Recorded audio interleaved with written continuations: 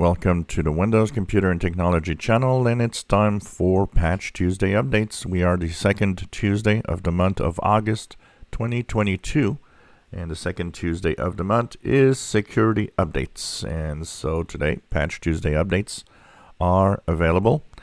They are for Windows 8.1, for Windows 10, 21H1, 21H2, and 22H2.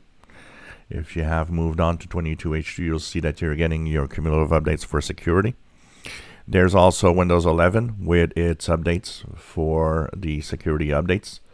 And so check it out. If you are in the release preview, you also have cumulative updates for Windows 11 on 22H2. So check it out. These are security updates. They are mandatory. You have no choice of installing them. And so we're going to look at a little later today what is in here.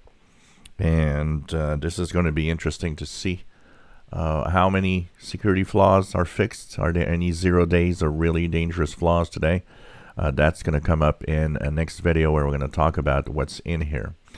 So on Windows 10, KB 5016616 is there.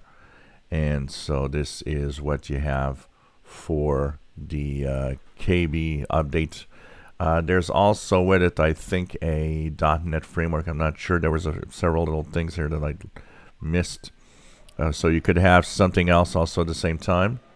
It brings your build number to 19042, 19043, or 19044, and 19045, 1889.